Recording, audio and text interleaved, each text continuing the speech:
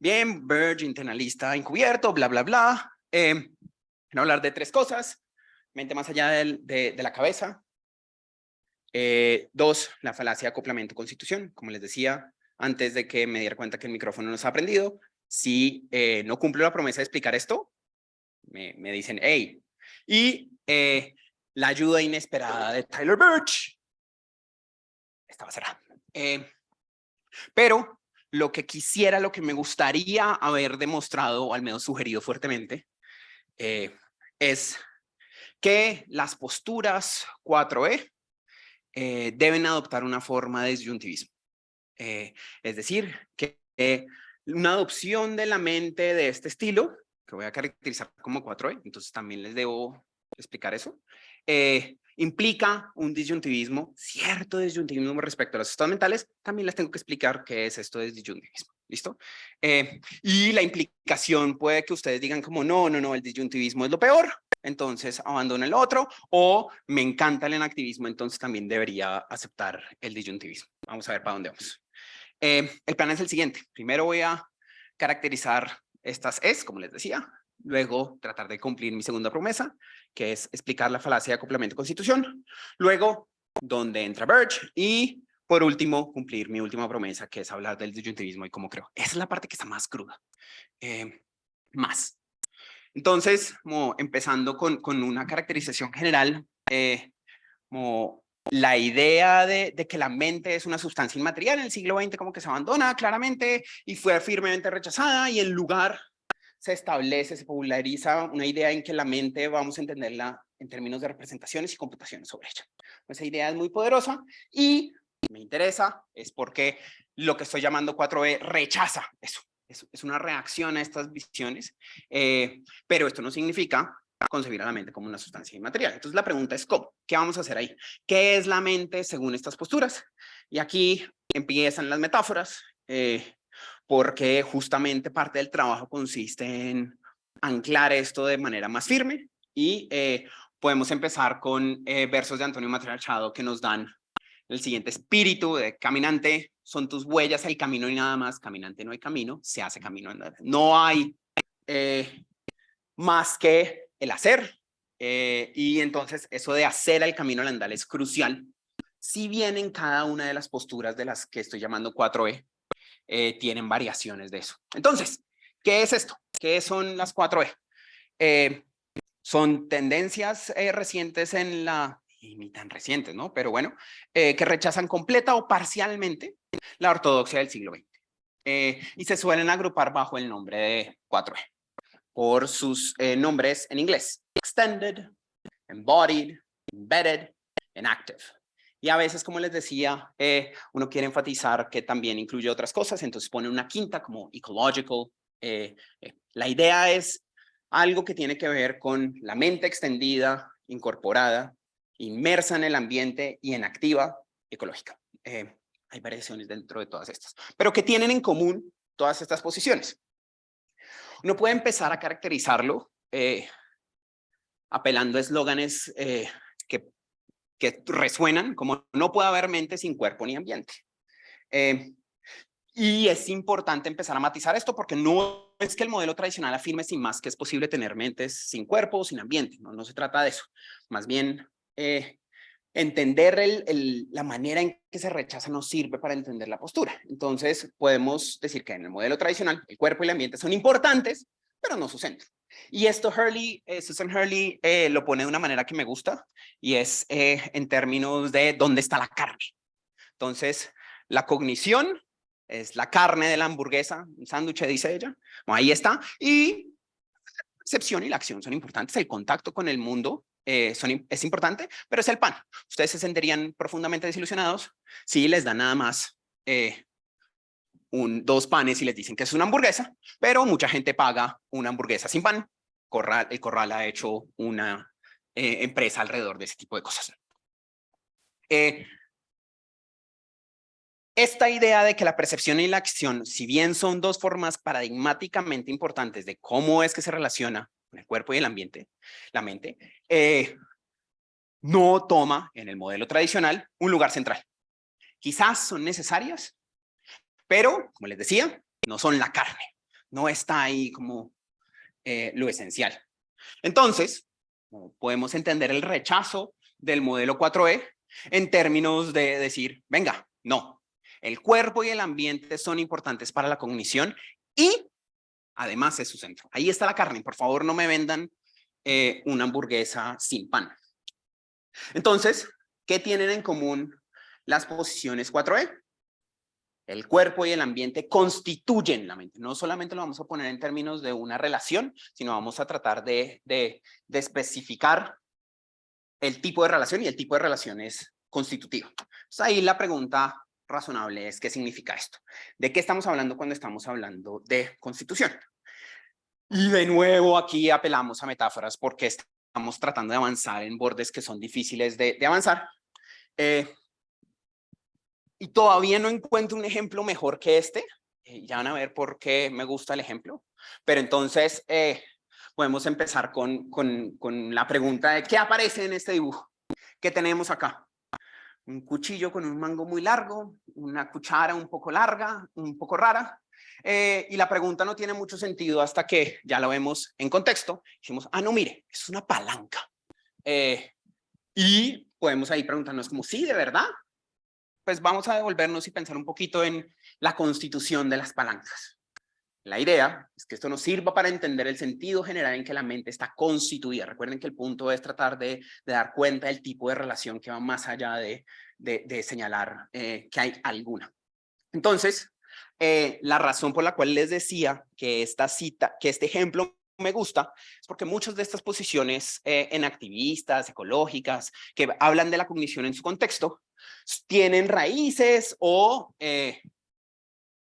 han sido fuertemente influenciadas por posiciones wittgensteinianas. Y en las investigaciones, Wittgenstein dice justamente el mismo punto. Bueno, al conectar la barra, dice la otra voz, con la palanca puse el freno. Y Wittgenstein dice, bueno, sí, claro, dado todo el resto del mecanismo. Solo como parte de este es la palanca de freno. Es ella la palanca de freno. Y separada de su soporte, no es siquiera una palanca, sino que puede ser cualquier cosa o nada. Entonces, la idea es, venga, ¿qué es una palanca? Una palanca es aquello que está en el cuadrado rojo en relación con lo que está en los cuadrados azules, el punto de apoyo. Es una simplificación, ¿no? Pero la idea es ofrecer el ejemplo. ¿Para qué? Para hacer el contacto con la mente. En vez de hablar de la ontología de las palancas, vamos a hablar de la ontología de la mente. Entonces, podemos decir, venga, hay algunos que pueden pensar que la mente es la mente es una entidad independiente del ambiente y el cuerpo, y entonces eso sería equivalente a tratar de decir qué es una palanca independientemente del punto de apoyo. Los enactivistas van a decir, eso no se puede, que no tiene nada.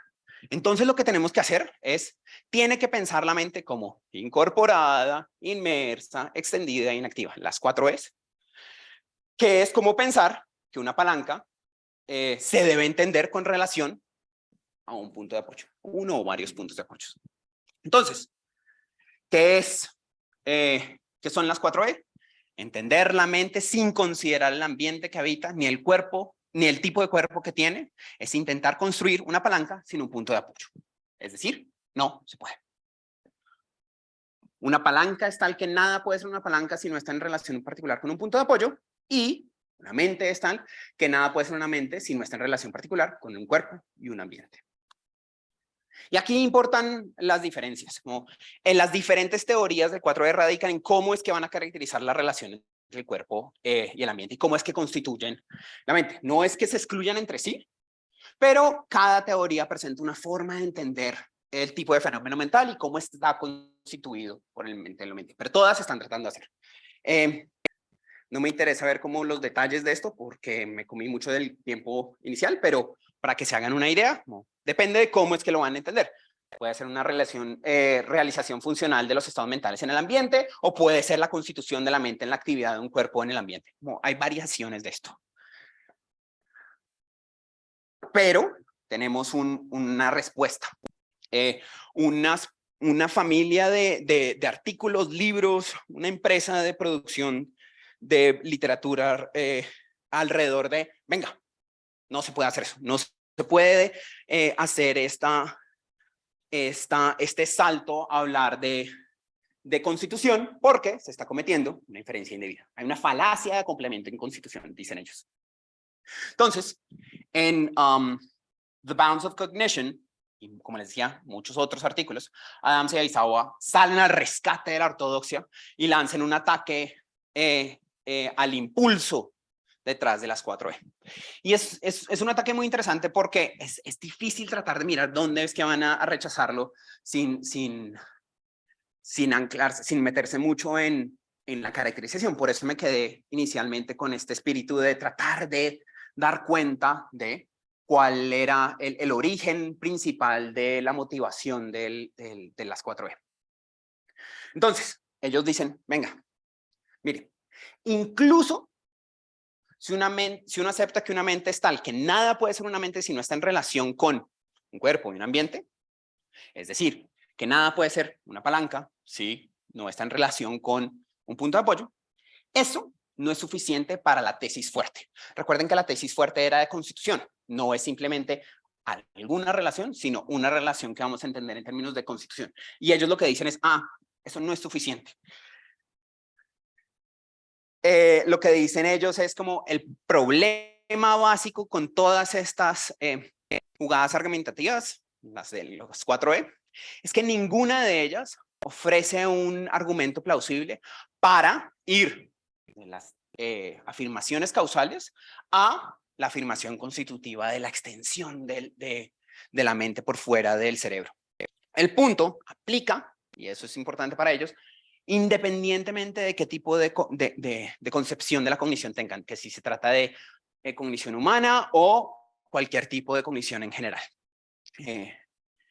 Porque simplemente no se sigue del hecho de que hay un proceso X que está causalmente relacionado con un proceso cognitivo que X hace parte del proceso cognitivo. Entonces, es importante aclarar, sin embargo, que ellos en esta formulación que ponen, lo ponen en términos de causalidad, pero la postura debe ser entendida de una manera más amplia. A veces optan por esto que estaba diciendo yo, que es acoplamiento, coupling, un verbo más neutral con respecto a la forma particular en que lo vamos a entender, porque en muchas cosas, en muchas maneras, muchas de las opciones que ellos quieren criticar, se hablan de relaciones de parte todo, de relaciones dinámicas, fluidas, activas, hay una variedad. Ellos quieren establecer que el hecho de que haya una relación, acoplamiento, lo utilizan ellos, no es suficiente. Y de nuevo comienzan con los ejemplos. Entonces, el primer ejemplo que ofrecen es un ejemplo donde claramente está de su lado, y es, venga, mire, el hecho de que hay un proceso particular, la expansión del mercurio en un termómetro, y que esto esté íntimamente relacionado con el movimiento de los átomos en el aire, de eso no se sigue que la expansión del mercurio sea un proceso que se extiende del mercurio hasta el ambiente. No se sigue del hecho de que haya esta relación que vamos a entender constitutivamente el proceso hasta algún lugar arbitrario del ambiente. Si bien el mercurio no se expande si no es porque por la temperatura del aire, esto no quiere decir que el proceso mismo de la expansión esté siquiera parcialmente constituido por átomos de nitrógeno, oxígeno y demás, por el aire. Segundo ejemplo, utilizando nuestra metáfora inicial, aunque no haya nada que sea una palanca sino un punto de apoyo, eso no quiere decir que el punto de apoyo constituya la palanca. Si bien no hay palanca sin punto de apoyo, eso no quiere decir que el punto de apoyo constituya siquiera parcialmente la palanca. Eso no quiere decir que no podamos construir algo más, pero recuerden que el punto básico es criticar la idea de que hay un acoplamiento, una relación íntima, a veces también se utiliza, y decir, hay constitución. Entonces, es decir, en el caso de la mente, vamos a tener lo siguiente. Aunque una mente sea tal cosa que nada puede ser una mente si no está en relación particular con un cuerpo y un ambiente, es decir, que nada puede ser una mente sin panes. Eso no quiere decir que el cuerpo y el ambiente hagan parte y constituyan los procesos de la mente. Esa es la idea del argumento de Aizawa y Adams. Y es importante. Eso no quiere decir, esto no demuestra la posición contraria. Ellos hablan desde un punto de argumentativo particular, y es que ellos son la ortodoxia, están defendiendo la ortodoxia. Entonces nada más lo que quieren hacer es criticar las respuestas de la ortodoxia, pero no tienen que ofrecer un argumento positivo para ellos. Entonces es importante entender que la jugada de Adams y Aizawa es defensiva. La crítica que están tratando de hacer en estos momentos, lo que busca hacer es defender de un ataque particular por los teóricos del 4E, 4-5E. Entonces, el punto de ellos es, dado que la ortodoxia es representacionalista y computacionalista, y que las posturas 4B que rechazan esta ortodoxia están haciendo una inferencia inválida, pues entonces, quedémonos en la ortodoxia hasta que nos demuestren lo contrario. Ellos no están tratando de hacer un argumento general para aceptarlo en todos los casos y para rechazar toda forma de cognición extendida, sino que, al menos hasta el momento, con base en esta evidencia particular, es decir, las evidencias que tratan de mostrar que sí hay una relación importante entre cuerpo, ambiente y mente, eso no es suficiente para hacer el salto a la Constitución. Ese es el punto argumentativo de ellos.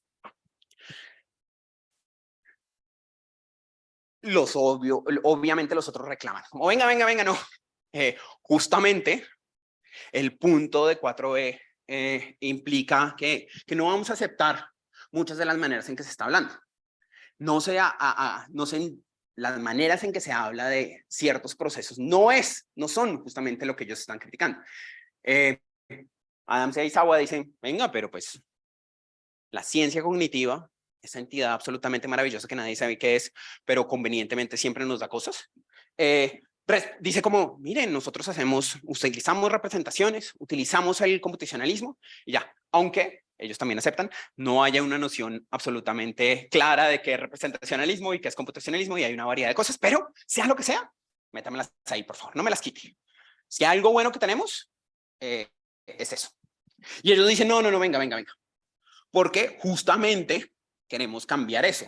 Insisten que ellos abogan por un cambio en estas nociones y que se dé una primacía a la actividad en el ambiente.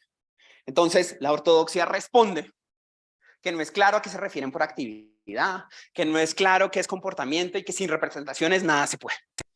Lo que me interesa de esto y que espero que se vea también gráficamente, me queda una punta, y es que algunos 4B insisten en negar representaciones del todo, otros tratan de ir como a medias, dicen como representaciones así, pero de una manera diferente, adoptan una noción de representación con contenido dirigido a la acción y tratan de meterlo ahí por un punto intermedio. Lo que me interesaba de esta presentación, que espero que por el bloque de texto inmundo se transmita, es que esto es un sancocho. No es claro cómo es que vamos a empezar a relacionar todo esto para empezar a dirimir. Entonces, los 4E están por un lado, insisten en que no me están entendiendo porque están utilizando mal los términos, y los otros dicen, usted está cometiendo una falacia, desde el puro comienzo. Entonces, la propuesta es, venga, llamemos a Birch a que nos ayude. Y es un texto un tanto chistoso de utilizar en este caso, porque es un artículo de 2005 discutiendo con otra gente que lo que hace es ofrecer una manera de individuar las experiencias perceptuales que no apela a la noción de representación. Birch, el que trata de armar todo en términos de representaciones,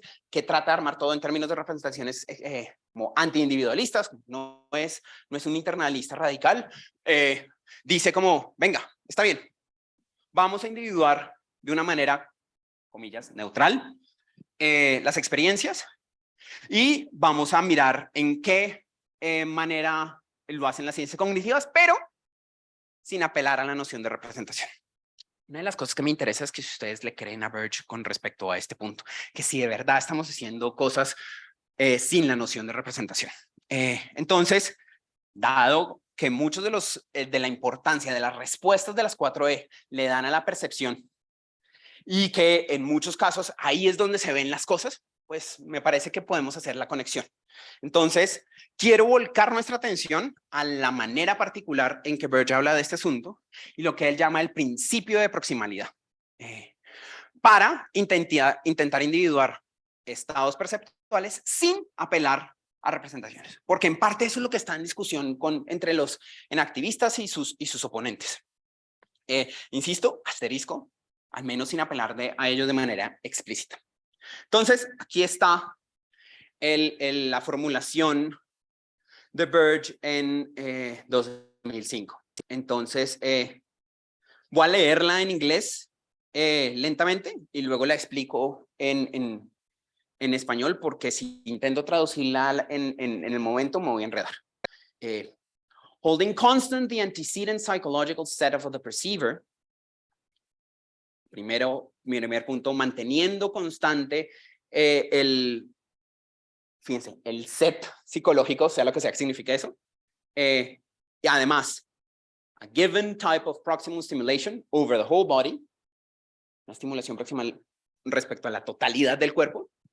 Además, associated internal afferent and efferent input into the perceptual system. Meta ahí todo lo que usted considere que es relevante para hablar del input. Entonces, tenemos lo siguiente. That will produce a given type of perceptual state, assuming that there's no malfunctioning in the system and no interference with the system. Si mantenemos estas cosas constantes, vamos a producir el mismo tipo de estado perceptual si no hay problemas en el sistema. On any given occasion, given the total antecedent psychological state of the individual and the system, the total proximal input together with internal input into the system suffices to produce a given type of perceptual state, assuming no malfunction or interference. De nuevo está diciendo lo mismo, está tratando de enfatizar el hecho de que si tenemos este tipo de condiciones fijas, podemos suponer que se va a producir el mismo tipo de estado perceptual, asumiendo que no hay interferencia, asumiendo que no hay funcionamiento equivocado. Y eso, lo dice Burge, eso es el principio de proximalidad. El principio de proximalidad, supuestamente encapsula la forma en que la ciencia identifica las experiencias perceptuales. Según ese principio, siempre que haya mismidad de estímulo proximal en todo el cuerpo, no solo estamos hablando de retina, sino tratando de meter lo más que podamos todo, junto con mismidad de procesamiento, donde procesamiento depende en particular de las diferentes aproximaciones en ciencia cognitiva. Hay diferentes nociones de procesamiento y de computacionalidad allí, entonces deja ahí un espacio en blanco. Si tenemos esas dos cosas, habrá mismidad de experiencias perceptuales. Sí, habrá el mismo estado perceptual.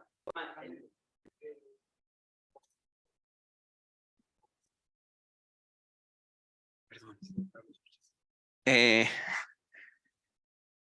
El principio de proximalidad supuestamente encapsula la forma en que la ciencia identifica las experiencias perceptuales, y según este principio, siempre que haya mismidad de estímulo proximal junto con mismidad de procesamiento, tendremos mismidad de experiencias perceptuales. Es decir, habrá el mismo estado perceptual, manteniendo constante el estado psicológico anterior del perceptor. Así, entonces, si tenemos dos sujetos que se encuentran en el mismo estado psicológico general, reciben el mismo estímulo proximal y se procesa de la misma manera, los sujetos estarán en el mismo estado perceptual. Eso es interesante que lo diga alguien como Tyler Burge, porque justamente él está pensando en variaciones de mundos y alternativas diferentes. Entonces él dice como, no, esas variaciones, todas esas variaciones del ambiente y todas esas variaciones que pueden ser importantes van a estar capturadas en todas las calificaciones anteriores que dije. Entonces, esa es la principal virtud. Miren, la principal virtud del principio de proximalidad es que nos proporciona una manera de individualizar experiencias en términos de otros elementos que también tenemos que dar cuenta de ello. Son otros elementos más generales de la teoría de la mente, sin imponer, al menos desde el principio, el representacionalismo. Es adaptable. El principio puede entenderse de varias maneras dependiendo de lo que caractericemos como mismo estado psicológico, mismo procesamiento y mismo estímulo proximal.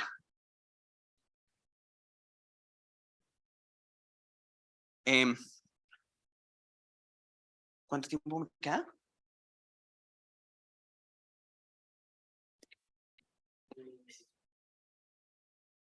No, listo. No hay tiempo. No, pero puede que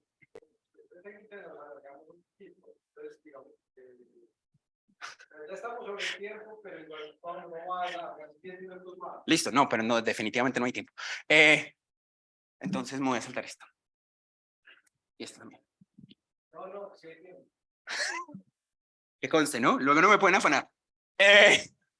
De acuerdo con algunos modelos de procesamiento predictivo que tratan de dar cuenta de qué es lo que significan estos huecos que dije, entonces podemos decir lo siguiente: la percepción es un proceso mucho más activo de lo que generalmente se considera. Mientras que las teorías clásicas del procesamiento sensorial, como la de Marr, ven al cerebro como un dispositivo pasivo impulsado por estímulo, los modelos de procesamiento predictivo enfatizan la naturaleza constructiva de la percepción hasta el punto de que la percepción es considerada como una forma de alucinación activa. El sistema perceptivo permite constantemente que su dinámica de simulación autónoma interna choque con el proceso en curso, y que eso es el flujo de entrada sensorial, soñando vigorosamente en el mundo y generando así el contenido de la experiencia fenomenal. Me interesa es porque esto también funciona con lo que ustedes consideren que es relevante del procesamiento. Pueden meter a Marr, pueden meter el procesamiento predictivo, pueden meter una variedad de cosas. Entonces, depende de qué es lo que significa esta idea de alucinación en línea controlada. Hay algunas versiones lo ponen muy fuerte, pero el punto es que se ajusta muy bien a lo que dice el principio de proximalidad. Perdón, Word insistía en cambiarme proximalidad por proximidad. Para un sujeto dado en un estado psicológico general determinado, dada la misma entrada, la misma información de estímulo y el mismo procesamiento, el mismo procesamiento de arriba hacia abajo, estimación estadística, predicción y estimación de las formas postuladas por el modelo de procesamiento predictivo, es decir, lo que nos dice la teoría, no importa. Recuerden que lo que importa es la forma general de esto. Entonces, el sujeto estará en el mismo estado perceptual, la misma alucinación en línea controlada. Nuevamente, parece que, al menos con respecto al modelo actualizado del procesamiento predictivo, parece que algo como el modelo el principio de proximalidad se mantiene. Y de nuevo, insisto, lo que me interesa del principio de proximalidad es la versión general, que es, dado el mismo estado psicológico general previo, la mismidad de la entrada general junto con la mismidad del procesamiento, en eso produce, si no hay funcionamiento, si no hay interferencia, la mismidad de la experiencia perceptual, teniendo en cuenta que el significado exacto de los términos relevantes, entrada, procesamiento, estado, estará determinado por la ciencia particular que estemos adoptando. En este caso, el ejemplo era con el procesamiento predictivo, tratando de ofrecer esto. Entonces, de acuerdo con esto, uno podría pensar que el principio de proximalidad parece proporcionar una base sólida para pensar, mire, es que solo la actividad neuronal interna, la que se encarga de los procesos, la que hace las cosas, es relevante para la constitución de los estados perceptuales. Porque, ahí es lo importante, en la medida en que se afirma que la identidad de los estados de percepción está fijada por la entrada y nada más, la logramos. ¿Dónde entra el ambiente? En la manera en que se procesa, en la manera en que entendemos que es el estado perceptual, pero no en la constitución misma. La idea del espíritu de esta postura es que vamos a permitir que el ambiente y el cuerpo entren dentro de la determinación de qué es el estado perceptual, pero la manera en que lo va a ser como indirecta, de tal manera que se mantenga el principio de uniformidad, de proximalidad. Entonces, uno podría pensar, no, venga, es que nada más lo interno importa, nada más las neuronas particulares. Y eso es un error, porque en el principio de proximalidad están metidas todo un montón de procesamientos. Si cambian las leyes, si cambia el ambiente, cambian las leyes del mundo, entonces va a cambiar la manera en que se procesa. Si cambia el cuerpo particular, va a cambiar, por ejemplo, la forma en que se procesa, va a cambiar. Entonces, el estado perceptual. Es muy importante que, según una manera equivocada de entender el principio de proximalidad, si hay misma entrada general y mismo proceso, mismo procesamiento, no importa qué tipo de entorno se encuentre. Pero esto no es lo que está diciendo el principio de proximalidad, porque lo que dice es, venga, no, tiene que dar cuenta de cómo en ambientes radicalmente diferentes no existiría el mismo estado, pues las leyes que rigen el procesamiento y la constitución serían diferentes. El procesamiento y los estímulos serían diferentes. Por lo tanto, le damos un lugar a la influencia del ambiente y el cuerpo sin tener que darle un lugar en la constitución de la mente como tal.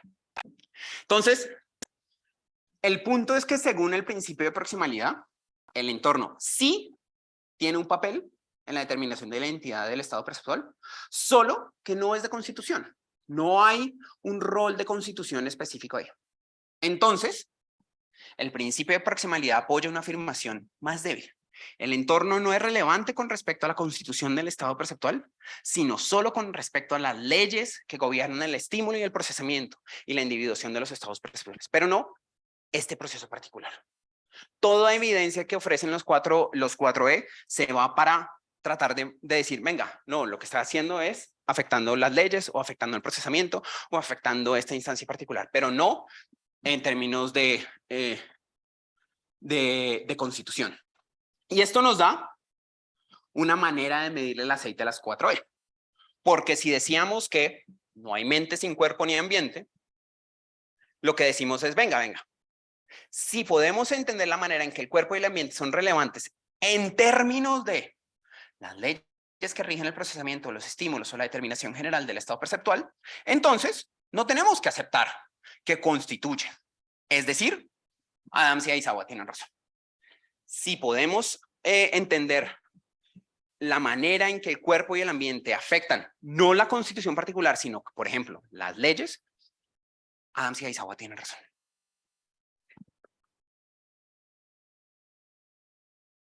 Como les decía al principio, mi modus ponens puede ser su modus tollens, y hasta el momento nada más he tratado de mirar qué se sigue con respecto a la noción de constitución. ¿Cómo vamos a entender esto? Entonces, el principio de proximalidad de Birch tiene una ventaja, y es que respecto a la propuesta de Adams y Aizawa, es que no presupone muchos de los términos que los mismos 4E están rechazando, en particular la noción de representación. Esa es la principal ventaja. Y mantiene abierto algo que es importante mantener abierto, y es cómo se va a incorporar la ciencia ahí. Y a la vez mantiene el hecho de que el cuerpo y el ambiente pueden influenciar. Todo eso mientras que rechazan la idea de que haya una constitución del estado mental o el procesamiento mental por parte del cuerpo y el ambiente. No lo constituye.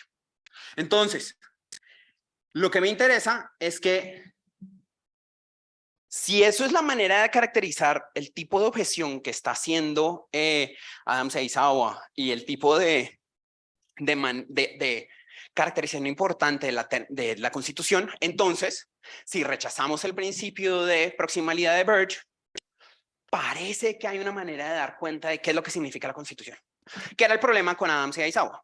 ¿Qué es lo que significa constituir estrictamente? ¿Qué vamos a entender ahí? Y la propuesta es, venga, entiéndalo de tal manera que lo que implique usted sea la negación del principio de proximalidad. Si usted no está haciendo eso, el ortodoxo le puede decir, venga, usted, todo lo que usted está hablando del cuerpo y el ambiente, lo vamos a entender por otro lado.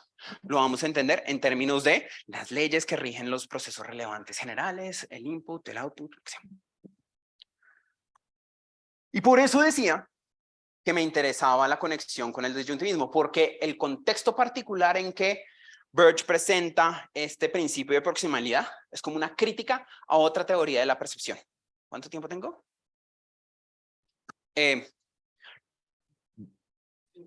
Listo. Birch presenta el principio de proximalidad con una manera de mostrar que el disyuntivismo está equivocado.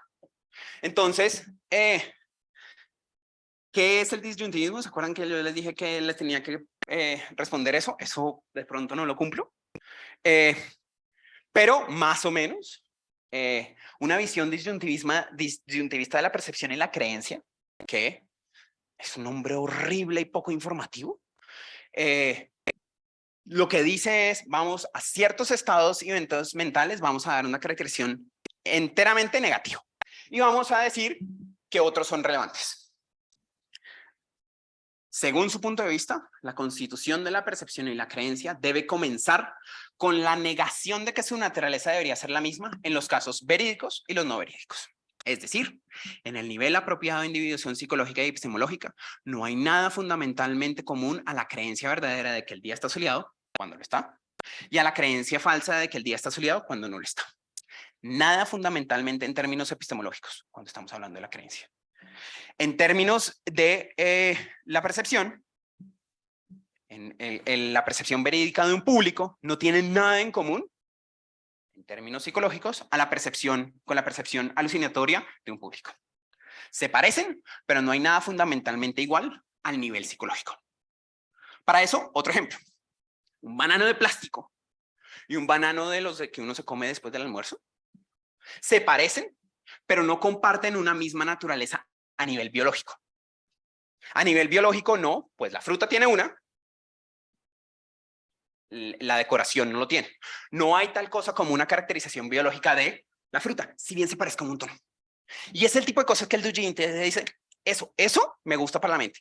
Yo entiendo que eso puede ser más raro, pero ese es como el espíritu de, si un 4B quiere negar y trata de negar el principio de proximalidad, rechazar la propuesta de Burge en términos de la individuación, tiene que comprometerse con una tesis fuerte de la constitución de los estados mentales. Y la constitución fuerte de los estados mentales tiene que ser tal que en los casos, puede ser una de estas, una de esas es, mire, va a haber algunas cosas que parezcan estados mentales, pero no lo sean.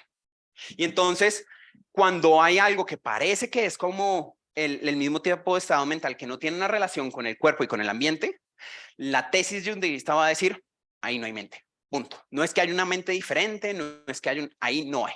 Es como decir que el banano de plástico no comparte una categoría biológica con la fruta.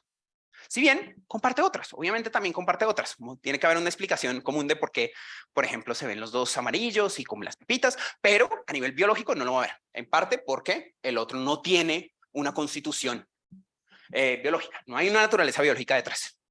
Entonces, la propuesta es que el enactivista debería pensar la mente de tal manera que si el cuerpo y el ambiente, que sin el cuerpo y el ambiente no hay mente, aunque parezca que lo haya.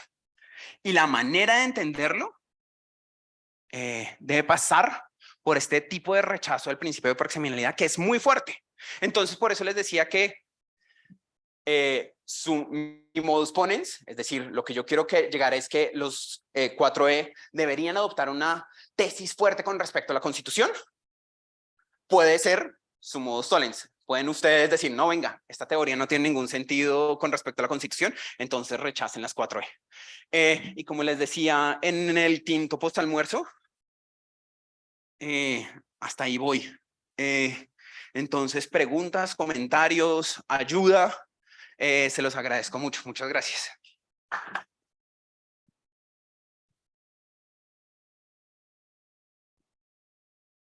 Perfecto, muchas gracias, Juan Camilo. Vamos con las preguntas. Súper, muchas gracias, Juan Camilo, muy interesante. Digo cuál fue rápidamente mi experiencia fenomenológica en cuanto a mi comprensión. Creo que te seguí bien hasta que llegó el principio de proximalidad y ahí me perdí un poco, entonces posiblemente mi pregunta va a ser un poco tonta por esa razón. Yo no entendí muy bien cuál es la relación entre los defensores de las 4Es y el principio de proximalidad. Pero a primera vista me dio la impresión de que un defensor de las 4Es perfectamente puede aceptar el principio de proximalidad, pero teniendo en cuenta, por supuesto, que la noción que esta persona va a tener de mismo proceso psicológico, de mismo estado psicológico y mismo proceso psicológico, pues es una noción externista, de manera que para que haya un mismo estado psicológico se requiere que haya cosas en el entorno iguales. Entonces, bajo esa suposición, ellos podrían aceptar ese principio. Entonces, ahí ya no entiendo muy bien, y también podrían rechazarlo, presumo. Entonces, me parece que el principio de proximalidad es independiente de si yo acepto o no acepto 4E. Bien, muchas gracias porque eso me permite aclarar el punto, y es que pueden, pero no deben, porque entonces la tesis de la Constitución no la logran mantener. Justamente la idea es, venga, La crítica que le hacen a Adams y Aizawa es en términos de constitución, pero como las maneras particulares en que se presenta la crítica apelan a nociones que los 4B no van a aceptar de primerazo, entonces ellos dicen, ¿sabe qué? No me meto con eso. Entonces la idea justamente es, me encanta que digas eso, es como el principio de proximidad puede adaptarlo uno o puede otro, perfecto. El punto es, si usted lo acepta, venga, usted no cree que de verdad el estado, el cuerpo y el ambiente constituyen, sino que tienen una influencia de una u otra manera. Y eso es lo que dicen Adams y Aizawa. Eso yo lo puedo capturar de manera internista. Pero va para el otro lado. Si usted me lo acepta, si usted no me lo acepta, si lo rechaza vigorosamente, entonces justamente ese es el tipo de características que le dan, como, no, es que sí, de verdad, sí hay constitución. Ahora la pregunta es, ¿qué es lo que significaría? Pero justamente el punto sí depende de que el principio de proximalidad sea al menos más neutral que la crítica inicial puesta en términos de representaciones y computacionalismo como súper clásico.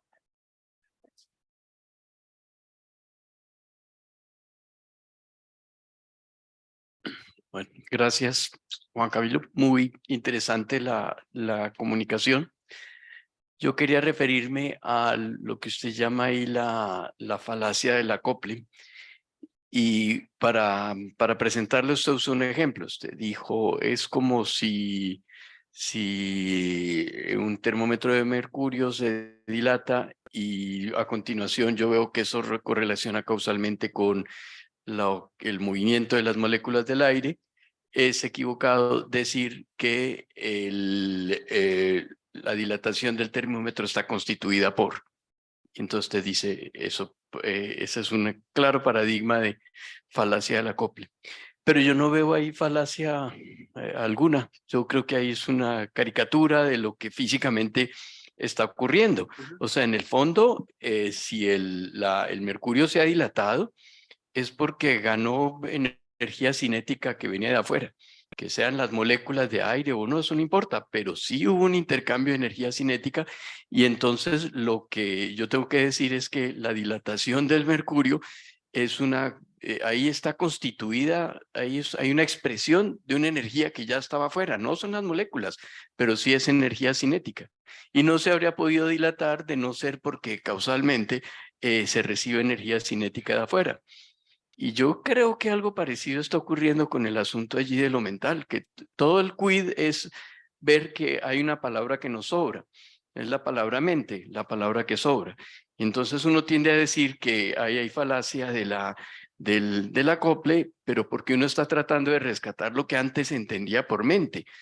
Pero si uno borra eso y uno dice, no, es que de aquí en adelante por mente vamos a entender esto. Y entonces ahí hay constitución sin que yo tenga que aferrarme a una realidad con la que solo tengo apego histórico, pero no apego ontológico ni nada por el estilo. Bien, muchas gracias. No sé cómo responder a la parte de la física primero, entonces voy a intentar y por favor me corrige si no la agarré bien. Porque en últimas lo que entendí es que no hay una distinción entre lo causal y lo constitutivo. Todo lo que sea causal podemos entenderlo en términos constitutivos y todo lo que sea constitutivo de una u otra manera, al menos en este caso, va a poder ser entendido causal. Todo depende de cómo lo vamos a individuar de manera general. Y eso es lo que responden los enactivistas. Venga, no, es que esos términos de mente y esas cosas que parecen como rezagos de hablar del alma y el intelecto y esas nociones. Venga, hablemos de los procesos cognitivos particulares. Y por eso es que creo que no funciona la falacia, la crítica que se le hace a los enactivistas en términos de la falacia de eso. Como, porque justamente el enactivista va a responder de esa manera. Y va a decir, los términos son diferentes y eso. Y entonces eso se vuelve un diálogo de sordos porque unos dicen que eso no son y entonces los otros pelean por sus representaciones y otros dicen no, pero venga, podemos mediar de alguna manera. Por eso la estrategia argumentativa era, venga, esto de la falacia de acoplamiento constitución es un sancocho. Porque no tenemos una manera particular de entender la Constitución que sea neutral con respecto a justo los términos que están en el debate. Entonces, por eso la propuesta es, ¿sabe qué? Vamos a cambiarlo y tratar de poner el mismo tipo de argumento en términos de Birch. Ese era como el quid del punto. Sí, entonces, el juicio es, eso de la falacia no funciona, eso es lo que dicen los enactivistas también respondiendo de esa manera. Por eso creo que eso como una jugada argumentativa tiene muchos problemas en la discusión, por eso es, venga, cambiémoslo en otros puntos donde al menos aparentemente haya algo de neutralidad con respecto a algunos puntos, porque podemos meter lo que queremos y se puede hacer. Uno no puede formular cierto tipo de objeciones en términos de representación y computacional sin que el enactivista o la gente inspirada también por aproximaciones enactivistas le diga como, no venga, es que nosotros queremos modificar el concepto de esto de manera diferente. Entonces, por eso me gusta la pregunta porque da pie como que a que tampoco está de acuerdo con que eso sea la mejor manera de ponerlo. Me interesa, y eso va para todos, si la otra funciona, la que no alcancé a explicar tan bien. Entonces, pero bueno, ahí vamos, como decía ahí, hasta ahí voy.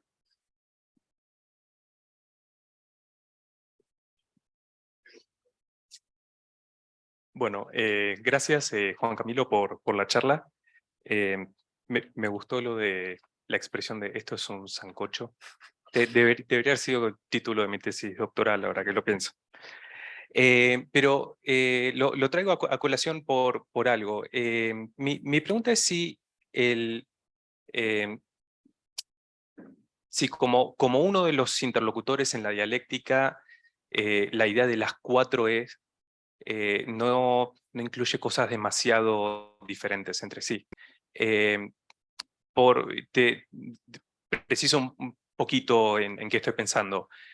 Por un lado, la tesis esta de la Constitución, ¿no? Eso como que resuena con algunos modos de entender la tesis de la mente extendida, como en una clave más metafísica, ¿no? La pregunta es de qué está hecha la mente. Y contra eso es que están argumentando Adams y Eizawa, pero básicamente los enactivistas no están muy interesados generalmente por esa tesis metafísica como de qué está hecha la mente, o al menos así lo entiendo yo. Por otro lado, se engloba también de esa forma, digo, no digo en tu presentación, sino en general en la discusión, y esto creo que es una dificultad, gente que está avanzando tesis respecto de tópicos diferentes, ¿no? En algunos casos es la mente, en algunos otros casos es, no sé, algún tipo de proceso cognitivo particular. Digo también porque por momentos la discusión es sobre la mente, pero en tu presentación saltaste a un problema sobre cómo individuar los estados perceptuales. Bueno, o sea, esencialmente eso respecto de cómo está enmarcada la discusión. Y después un último punto respecto de algo que está en la pantalla en la diapositiva ahí. El enactivista debería pensar en la mente de manera tal que sin el cuerpo y el ambiente no hay mente. ¿No es eso como una tesis central del enactivismo? No, digo, en la medida en que el asunto gira en torno no a una tesis de constitución, sino a un tipo de visión emergentista, donde hay un acoplamiento con el entorno en interacción, cosas así. Me da la impresión de que ya de suyo da por hecho esa afirmación. Uy, muchas cosas. Muchas gracias. La primera sí, no sé, me gustaría que aplicara a las 4E, pero creo que sí hay que hilar más fino ahí. En algunas tesis sí hay como la tesis firme de la Constitución, y Adams y Eizawa lo ponen justamente como Clark y Chalmers tradicionalmente, como Constitución. Pero algunos enactivistas, dependiendo de qué tan radicales estén en el espectro, también van a querer hacer eso, pero definitivamente no todos. Entonces, ahí sí creo que tengo que elegir, y por eso fue como, no sé si presentar las variaciones, porque lo que me interesa es la idea general, y luego como mirar si aplica en otros casos. Entonces, esa la anoto y me tengo que poner a pensarla más. La otra también es importante, y traté de ser juicioso, y creo que es difícil saltar de uno, pero Adams y Eizawa sí definitivamente presentan el punto en términos de, no la mente, sino de procesos específicos. Pero para explicar el término general de los enactivistas, si hablamos de mente a veces en algunos términos. Y entonces hay que encontrar una manera sistemática de poner unos en términos de los otros. Es decir, también me voy con esa aclaración para el paper. Eso tiene que quedar más claro y que al menos se note como venga. Justamente va a haber algunas nociones de mente donde no vamos a tener que hablar en términos de procesos y estados. Y entonces ya de plano van a rechazar estas posturas. Eso también me preocupa de hablar de la mente en general y luego de procesos específicos, porque la tesis sí implica, la presentación sí depende de, vamos a hablar de estados y procesos mentales específicos. Entonces, si eso no hace parte de la presuposición inicial de todo, hay que cuidarlo como más. Entonces, sí, 2. Y el tercer punto era, sí, de acuerdo, el enactivista sí debería pensar en la mente de tal manera que sí, en el cuerpo y en la mente no hay mente. Eso lo dice. Lo que me interesa es agregar el resto, aunque parezca que a veces lo hay. Y eso es lo crucial, porque en los casos de alucinación, algunos enactivistas, los que aceptan hablar de este tipo de cosas de alucinación, porque muchas veces lo que dicen es, esto es una manera, es un rezago del representacionalismo, dicen, en esos casos sí hay, por ejemplo, conciencia fenoménica. Entonces ahí es como, no. Ahí lo que debe decir el enactivista es, parece que lo hay, pero mantenerse firme y decir, no lo hay. No hay una naturaleza común a nivel psicológico relevante para explicar eso. Entonces, eso es también la tesis complicada de tragar. Por eso la clave es lo diferente es, aunque parezca que lo hay, mantenerse firme con eso y asumir las consecuencias de mantenerse firme con eso. Tenemos tiempo para una última pregunta muy cortita. Gracias, Juan Camilo. La pregunta que voy a hacer quizás supone que no entendí nada, pero igual la voy a hacer. A ver, ¿cómo se puede entender bajo el modelo proximalista, se dice? La individualidad de lo mental. Si de alguna manera estamos hablando de procesos y mismidades, ¿no? Que están en el ámbito del type, ¿cierto? ¿Cómo se individúa desde ese punto de vista la mente? ¿Cómo podemos hablar desde de los tokens? que de alguna manera podrían condicionar la forma, pues, o lo que somos, o nuestra mente en particular. Si tiene sentido, más o menos, estoy preguntándolo no desde el punto de vista de las 4E, sino desde lo de Burch. Sí, en principio aquí estamos hablando de no tan juiciosamente token y type, porque vamos a tener que cuidar, el término de la proximalidad aplica para types, porque no vamos a poder hablar del token específico. Entonces, todo esto tiene que ver con la manera de individuar los tipos, pero es que hablar de tipos, algunos activistas lo que van a decir es como, no, deje esas ansias de generalidad, vamos a tener que hablar en otros términos. Por eso no especifico token y types, porque nos podemos ir por otro tipo de discusión, y lo pongo, ¿qué es lo que me gusta del sistema, el principio de proximalidad, y que puede que sea el problema? Y es suficientemente general para que si usted quiere leer uno, lo pueda hacer, pero que me lo acepten. Y yo lo que quiero decir es, en ninguna lectura, el enactivista debería aceptar.